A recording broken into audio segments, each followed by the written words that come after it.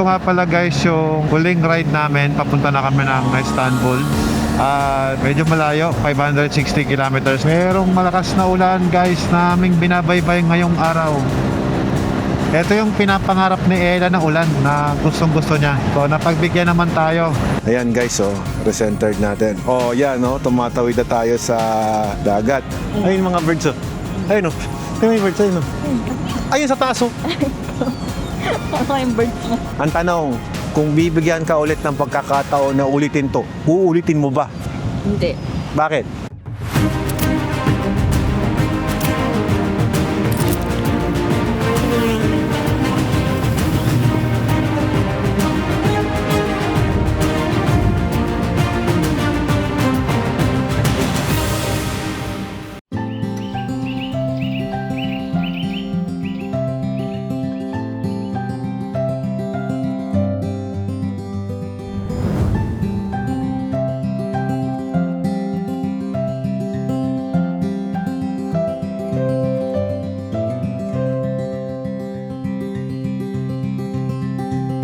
Okay guys, gotta go. Here's our day 16 of our World Adventure Tour in Turkey. So this is the place kung saan kami natulog. At ganito. Beautiful place. Everybody is ready. Brother, we're gonna see you soon. Yes, come back. See you. Inshallah. Bye bye. Bye, Vladimir. Vladimir, it was a delight to meet you. Come to the States and we'll ride off-road. I try. Yes. Okay. Hey! Alright guys, today we're going to travel 560 kilometers. Papunta kami ng Istanbul. We have a very long ride today. And since malayo ang ating biyahe ngayon, nagpalit kami ng suit ni Ella dahil according to the weather forecast, uulan siya. 80% chances of rainfall. And as you see kanina, nabawasan na tayo ng kasama natin na mag-ride ngayong araw. Itong bag ko, hindi siya nahuhulog kahit magnetic siya kasi nakatali siya dyan sa GL bag natin, yan sa Giant Loop. So kita nyo naman guys, yung tilugan namin dito, base sa drone footage natin, yan yung pinaka magandang spot. And tinignan ko rin sa Google kung magkano yung rate dyan. Mahal pala, 100 euro per night. Talagang dinadala kami sa mga lugar kung saan syempre pinaka the best na. Hindi ganun ka-fancy, pero I could say yan ang the best spot kasi na-enjoy namin ng sunset. Isa naman sa binabayaran mo talaga yung good place tsaka yung good spot talaga kapag mag-stay ka sa isang hotel, yung merong good sunset, good sunrise, di ba? Imagine mo, na-experience mo yun, yung paglubog at pag-angat ng araw sa umaga. Pagising namin ni Ella, ang ganda ng gising ko kasi ang ganda ng view so daming ibon na nasa paligid namin. Kasi ito, mas maganda naman sigurado tong hotel na to, di ba? Kanya lang, wala siya doon sa good spot. May mga accommodation guys na mas maganda doon. Pero for me, syempre yung tulog lang yun Ang gusto ko yung may magandang view, may magandang location for standbyan. Yun ang maganda. Tapos unique pa ngayon, natulog kami sa rolling container van. Overall guys, maganda yung natuluyan namin ngayong araw.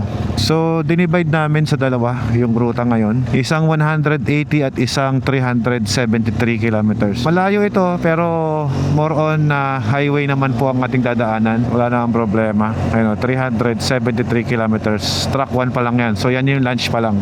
Tapos diretso pa kami ng medyo malayo-layo pa. 180 pa yon after. Basta total of 560 kilometers lahat yan. At mukhang accurate nga po yung ating weather forecast dahil mukhang uulan. So marahil nagtataka rin kayo dahil nagpalit kami ni Ella ng suit. Ayan si Ella, naka-riding suit din siya na waterproof. So enjoyin ko muna guys yung lugar at tingnan natin kung ano yung mga makikita natin sa kalsada. Since malayo ang aming biyahe ngayong araw, karga muna kami ng motor namin. Puro expressway yata doon, dadaan natin Okay, thank you. Let's go! Woohoo! Malayo-layong biyahe ito, pero kayang-kaya natin yan guys. Medyo batak naman na tayo sa medyo mahabang biyahe. Kaya napaka-importante guys na chinecheck natin ang weather forecast kapag ka nag-ride tayo. Kasi imagine mo, uulan, tapos yari ka, di ba? Paano kung ngayon pag umulan? So magkakapote ka na naman. So dapat isuot mo talaga yung gear mo na pang-ulan para wala nang hinto-hinto at dire-diretso na lang. O ayan na nga guys, sumuulan na. O, puro ganito yung makikita natin yan ngayon. Wala masyadong view. O. Pero pagka may nakita tayong magandang view, tuloy natin yung video natin doon. For the meantime, tayo umuulan. Wala kayong masyadong makikita dito. Napansin guys ni Ella yung paraan ng pagmumotor ko. Nagbago after na mag-ride kami sa Germany. Kasi may isang itinuro sa amin doon na mas safe na po ang maraan. Instead na gamitin mo yung hill assist, i-off mo na lang yung engine mo. Mas safe pa. Mamaya pag may stoplight, share ko sa inyo guys.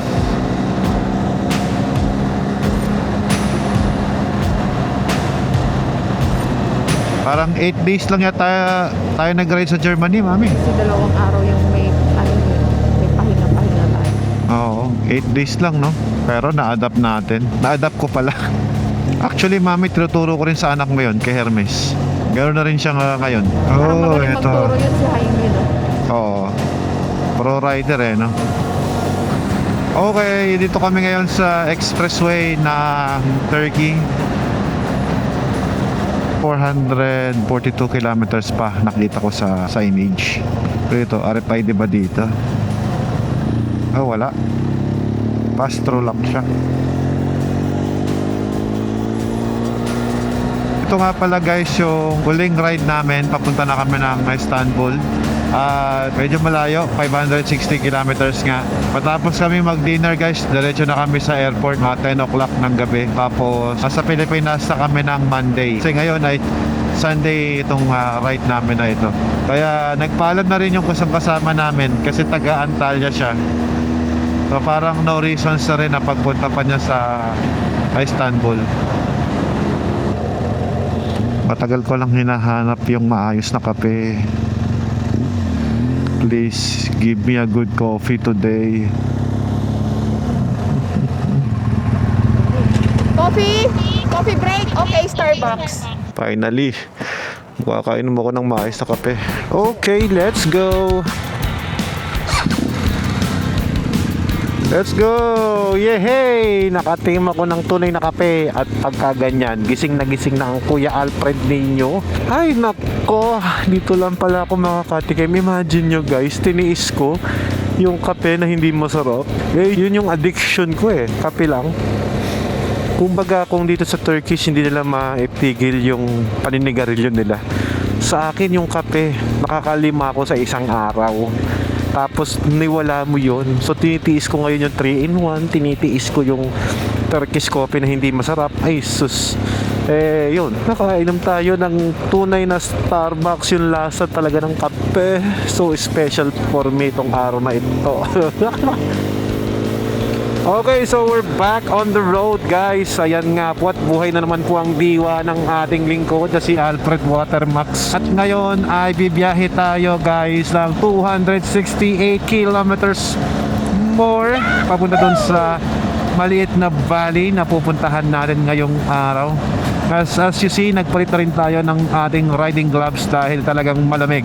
Basa na, malamig pa. So talagang kailangan talaga meron kang riding gloves na maayos. Kita nyo guys yung aura natin kapag nakainom ng kape, diba? Gising! At alam nyo ba guys, kaya kami nagtayo ng coffee shop. Yun ay dahil sa hilig ko ang kape at nag-aral si Ella ng pagiging barista para lamang mapagsilbihan tayo at maibigay ang ating hilig. Kaya mapansin nyo guys, sa lahat ng sulok ng aking bahay ay mayroong coffee maker. Kasi yan ang aking kahinaan. Kape.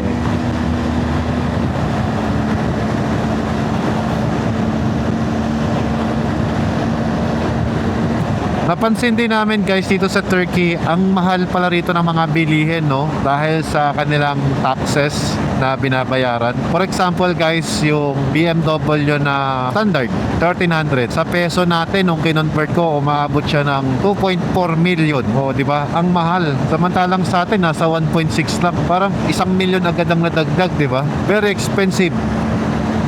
Kaya hindi advisable na dito ka mamimili ng gear mo, ng motor, hindi advisable. Pero ang maganda sa Turkey guys, maikot mo yung lugar, ma-experience mo yung culture, makita mo yung ibang ganda ng mundo, makatapak ka sa lugar kung sa nakasulat sa Biblia, diba? Tipin mo, mula pagkabata, yan na agad ang pinag-aaralan eh. Ba, yan yung ating instruction manual eh. So, it's a great opportunity na nasubukan natin yon guys.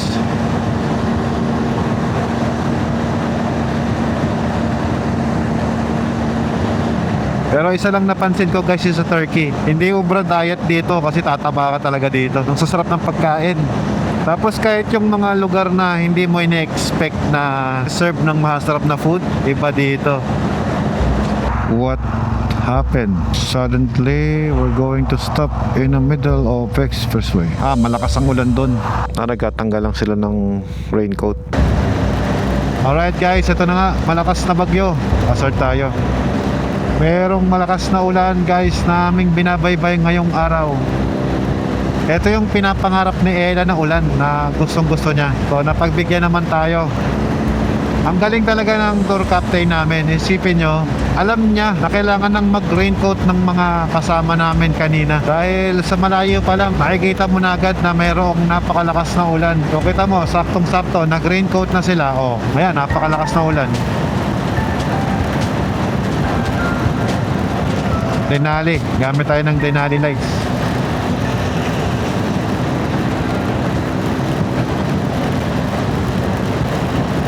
Malakas ang ulan. Na-bless ang aming ride dahil sa lakas ng ulan. Grabe kalakas ng ulan, men. Mag-rain mode tayo. Di pa naman tayo pumipiga eh. Normal speed lang eh. Ang sarap pala abutan ng ulan dito. Ang lamig.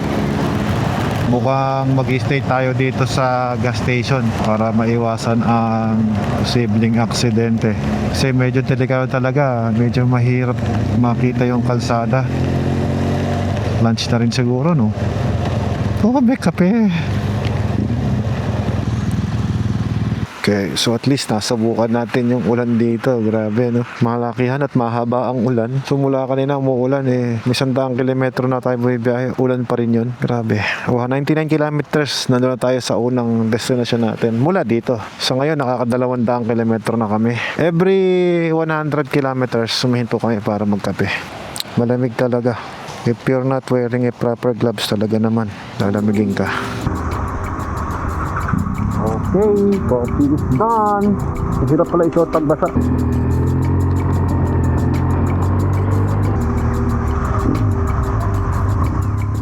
Thank you, man. Our gloves is Gore-Tex. Pero tumatagal siya. Nababasa yung loob niya. Dahil dito sa loob. Ganyan ba yung rent natin sa Canada? Oo. Ganyan. Ganda, no? Yan ba yung 3 gulong? 3 gulong gusto mo? Baka mahirapan ka.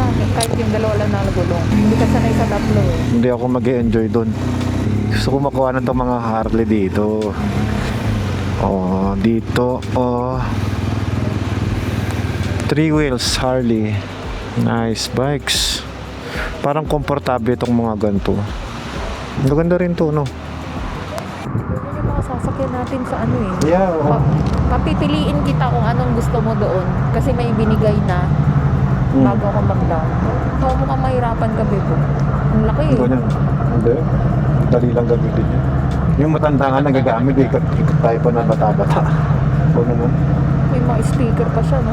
Magkano kaya yung ganyan? Nasa 2 million. 1.8 ganyan. Wala tayong Harley eh. Gusto mo ba? Mamili ka na.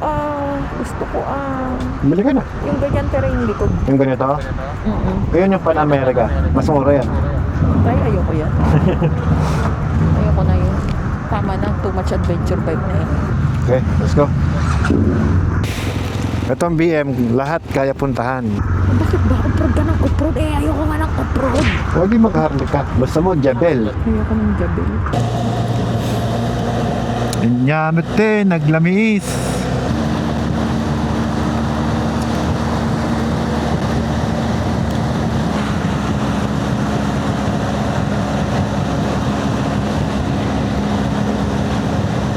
I think tama yung sinasabi nila about the Gore-Tex. Hindi siya 100% na waterproof. Kasi kapag ganito kalamig, tapos tuloy-tuloy na ulan, hindi ko lang alam kung hanggang kailan siya maglalas. Waterproof siya, pero syempre iba pa rin yung tunay na kapote. That is, ma-discover natin mamaya, mapuba tuyo or basa kapag huminto na kami sa pag-ride mamaya. Malamig, no? Siyempre basa ka eh. Hanggang makarating yata tayo sa hotel, umuulan na eh. Isang oras papunta pa lang tayo ng village, tapos yung next coordinates natin makukuha ko pa lang doon sa pag-alis sa village na yon. Grabe yung ulan, no? Kakaiba din, walang tigil. Ayun, may heater. Doon tayo sa heater. Okay, kain tayo guys, yung masarap. Okay guys, so proven Gore-Tex not good for long rain condition. So expect niya medyo mababasa ka ng konti lang naman. Ay, ang problema mo, paano kung ganito kagalamig ang sitwasyon, di ba? Kagaya ito, yung gloves ko basa na. Kaya niya, basta short period of rain. Yep, can do. Buti na lang wala nang ulan. O mangyayari yan, matutuyo na tayo habang nabiyahe. O, di ba?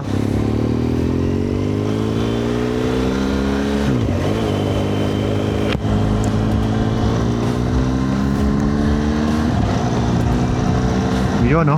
Sobrang lamig guys, pati yung microphone ko ay naglolo ko. Minsan parang nilalamig yung battery niya, tapos biglang namamatay. Kaya nagpalit na tayo ng baterya. So ngayon okay na yung microphone natin. In fairness naman talaga, kapag hindi mainit ang panahon, masarap magmotor ng walang balaklabang suot. Kasi mas nakakagalaw ka ng maayos, mas malaki yung room ng mukha mo para makakilos. Itong helmet, ang laki ng vision mo. Alright guys, sa wakas nakaabot din tayo sa dulo ng kanilang expressway. Ang haba ng biyahe nun, ha. Puro expressway. Sa na-experience natin, mga 300 kilometrong puro expressway yun. Super habang expressway. Isa na lang i-scan, no? Meron tayong bagay na natutunan mula dito sa Gore-Tex na suot natin, ano. Hindi siya pang matagalang ulan.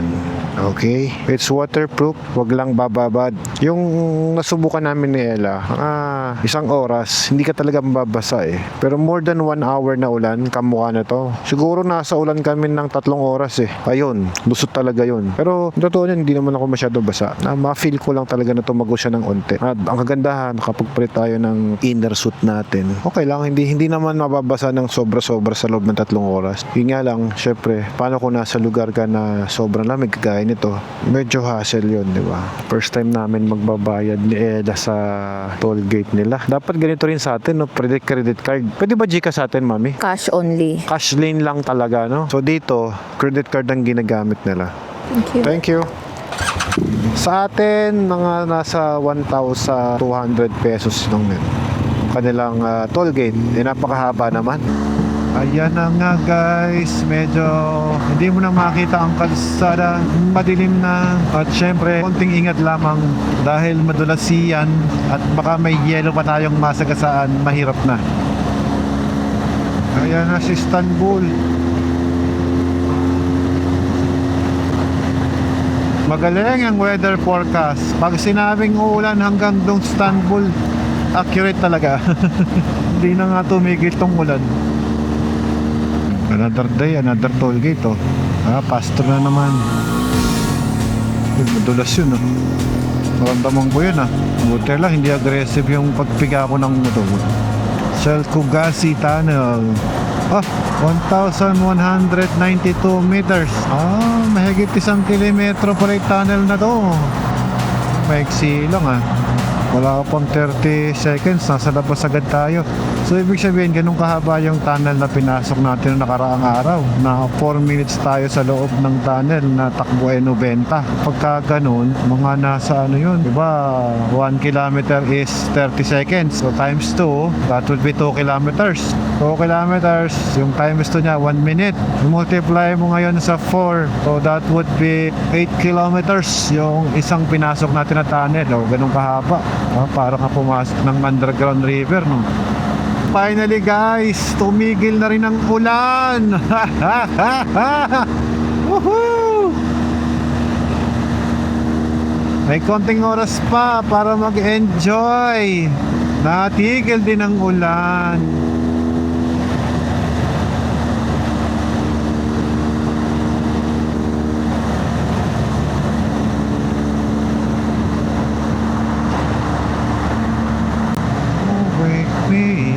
That dreaming.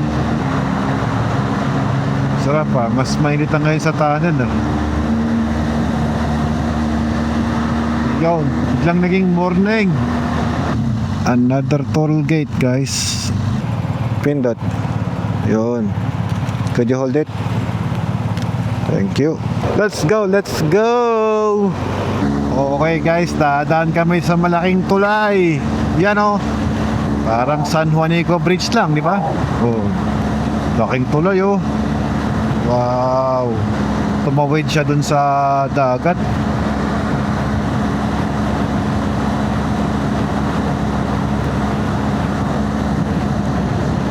First time kong nakatawid sa ganito kalaking tulay ng nakamotor ah.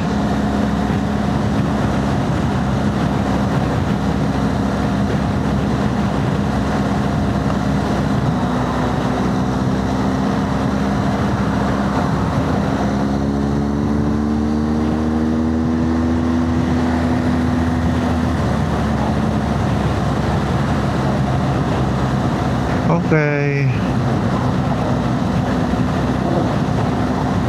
Laki ng office ng Amazon, oh.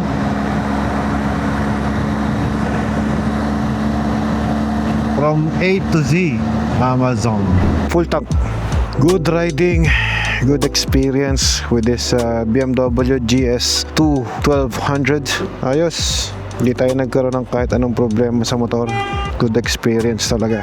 Ayos. To next project ko, maglalaki ako ng ganito. Ganda eh. I like it. Okay. Let's go. Diretso tayo sa parking ng mga motor kung saan natin siya kinuha nung unang araw. Mabuti naman at hindi umulan. So, meron pa tayong 1 hour and 24 minutes kasama yung traffic. Pero sa palagay ko mga 1 oras lamang yan. Dahil itong mga motor ay nakakasingit sa traffic. Full tank na ang motor. Oh, ito guys yung sinasabi ko sa inyo na pwedeng daanan ng motorsiklo na hindi pwede sa 4 wheels. So, tingnan nyo. Kaya yung oras na traffic na yan, hindi totoo yan dito kasi diretso dito sa motor eh. Iba din dito guys no, yung motorcycle lane. Uy, basic. Chevy.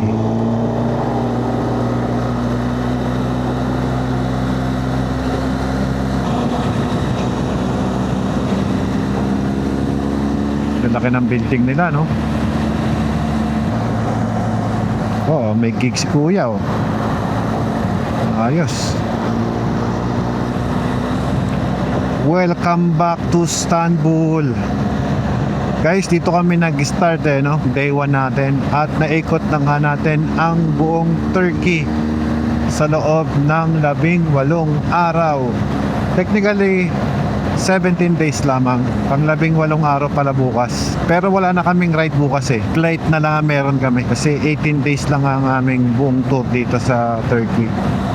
We still have hotel accommodation para mamayang gabi. But technically, hindi na namin siya magagamit kasi lilipad na nga kami pa uwi ng Pilipinas. At kami ni Ella ay marami pa kaming aasikasuhing mga bagay sa aming negosyo sa Watermax Enterprises. Grabing experience. Masabi ko guys na ito ang pinaka-una-unahang beses na nag-ride kami ni Ella ng super tagal kaming nawala sa Pilipinas. Ito yon. Imagine mo yun, napakatagal. 18 days na pagmumotor, 4,000 kilometers, di ba? Matagal pero maraming mga bagay kaming na-experience na hindi namin makakalimutan. Grabe.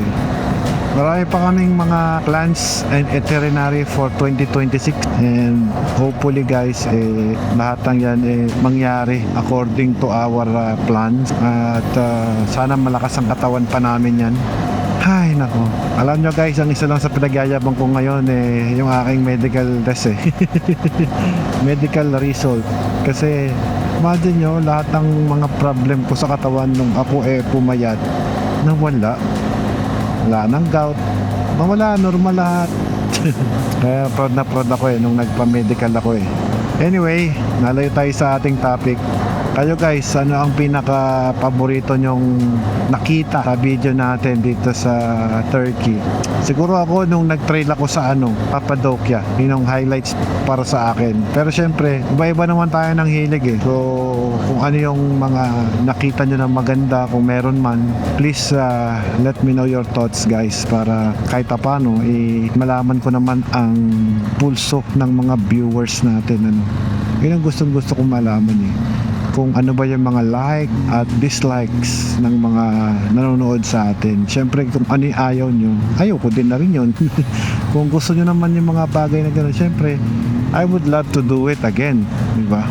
May mga friends ako na nag-message sa akin at gusto doon nilang pumasyal sa Morocco. Sa akin naman, galing na ako doon. Pero sige, dahil gusto nilang pumasyal doon, hasamahan ko na lang sila. At least alam ko naman kung paano na i-budget. Kumbaga, depende sa klase ng tour na gusto mo yan. For example, gusto mo ba yung luxury, yung high-end? Meron tayo niyan. Gusto mo naman ng budget meal, DIY, yung mga ganyan, meron din tayo niyan. Hindi naman ako tour operator, no? Pero gusto ko lang din i-share sa kanila na ganito yung mga ginawa namin. Diba? Kasikip-sikip na. Ganda lang ng Mercedes-Benz na yun. Nitignan pa tayo ng mula sa kabila. O gusto mo rin sumakay sa big bike, doggy? Traffic dito sa Istanbul. Pero sarap ng hangin yan, lamig Ang sarap mo patamahin sa mukha ng hangin pag ganyang kalamig.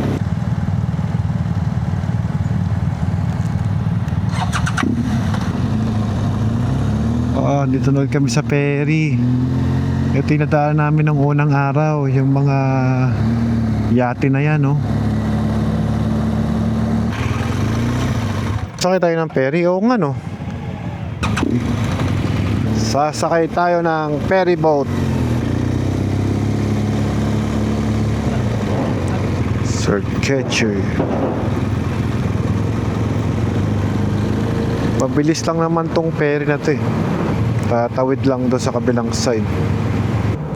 Itatali pa to? Paano ba to? Parang hindi Hindi tatali ito. Okay, 1, 2, 3. Okay guys, sumakay nga kami dito sa ferry. At ito na yung mga motor natin. Kagandahan sa kanila, tinan mo, hindi na kailangan itali yung motor. Center stand, side stand nga lang yung iba naka side stand lang. You don't need na itali. Ibig sabihin is smooth yung pagtawid namin dun sa kabilang side. So yung ibang kasama namin nasa taas. Gumagalaw na pala Na-notice mo ba na gumagalaw na tayo? Yan. Very smooth. Tala tayo sa bandang harap guys para makita nyo yung ruta natin. Ayan punta tayo sa kabilang side. Kasi yung tulay ng papuntang Istanbul, sobrang traffic nun. So right now, dito sa ating Google Map, ayan guys recentered natin. Yan tumatawid na tayo sa dagat. Mabilis lang naman yan guys, around 18 minutes travel lamang. Mabilis lang din kaming nakasakay. Parang yung mga sakyan dito is come and go lang. Pasok dito, labas sa kabila, and then ngayon naman, pasok sa kabila, lalabas naman dito.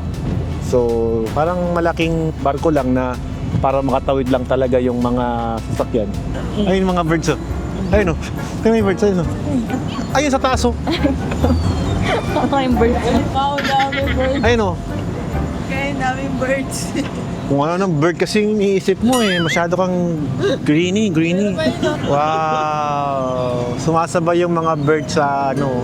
Excited na kami sa aming pag-uwi sa Pilipinas. Nagmotor ng malay, tapos maya-maya uwi na. Okay, go home. Oo. Naikot na namin ang buong Turkey sa loob ng 17 days. 18 days actually. 18 Lahat. days. 18 days kasama to. Sulit naman, boss. Sulit na sulit. Ang tanong, kung bibigyan ka ulit ng pagkakataon na ulitin to, uulitin mo ba? Hindi. Bakit? Gusto ko sa ibang lugar naman. Pagkakataon nga eh. Ibig sabihin, Ayoko na. ibang lugar naman tayo. Saan ang gusto mo? Georgia. Georgia. Okay. Okay din doon, Georgia. Turkey to Georgia na route. Naruta, no? Malamig yun. Galing ng mga ibon, no? Ayan guys, 18 minutes lang ang ating pahinga. Nandun tayo mamaya sa kabila. Ang lamig. Nung kinuha natin tong motor, 15,000. Ngayon, 20,000 na siya, oh. 1, 2, 3. Diba? Parang kumabila lang ng matnog. So guys, yung ano pala, yung bayad doon sa Roro na ganon ay 60 lira lamang. So kung kukumpitin mo yun sa pera natin, sabihin mo ng mga 100 pesos. Ayan yung record natin para makita nyo guys yung traffic dito sa Istanbul. Tsaka ito na guys yung huling beses na dadaan kami dito sa Istanbul na nakamotor. Sarap ng feeling, nakabalik kami ng safe. Lahat kami ay ligtas, walang nangyaring aberya o anuman. Sa layo ng aming biniyahe with 4,000 kilometers, more than 4,000 kilometers, safe kaming nakabalik lahat. Alright, let's go. At finally, kung saan kami lumabas nung unang araw ay nakauwi kami ng ligtas. Yun, no? Okay, touchdown. Yay! Good riding, Mr. Lee. Good riding, Kim. Hey. Good riding. Ian, congratulations. We're safe. Okay. Gear down. Turkey unlock. Good job, boss.